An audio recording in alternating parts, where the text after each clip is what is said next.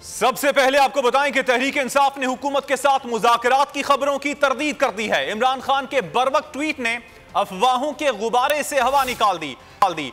कप्तान का कहना था लाहौर में कोई मीटिंग नहीं हो रही। फवाद चौधरी कहते हैं पीटीआई ने मुज़ाकरात का मैंडेट सदर ममलकत को दे दिया है, वही मुज़ाकरात से मुताल्लिक फैसला करेंगे।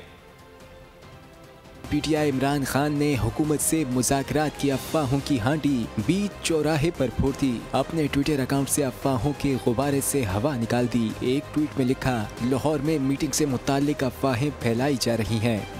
हमारी वापसी की वाहिद वजह ये थी कि लाहौर करीब था और हमने रात को हरकत न करने का फैसला किया था। इमरान खान का कहना था कि 6 माह से मेरा यही मुतालबा है कि कबल अज़ वक्त मुनसिफाना और आज़ादाना इंतखाबात की तारीख का ऐलान किया जाए। सिर्फ यही एजेंडा होगा तो मुज़ाकरात होंगे। साबिक वफाकी वज़ीर फवाद चौधरी ने भी पीटीआई के हुकूमत से मुज़ाकरात की खबर की तरदीद कर दी। बोल न्यूज़ से गुफ्तगू में कहा, इमरान खान 3 दिन से लाहौर है, कोई मीटिंग नहीं हो रही।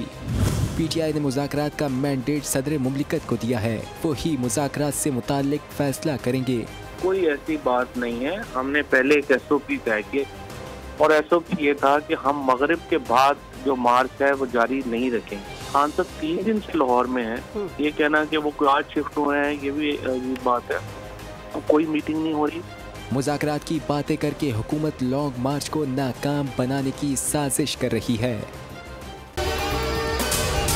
अगर आपको ये वीडियो पसंद आई तो हमारे चैनल को सब्सक्राइब करें और बेल आइकन पर क्लिक करें।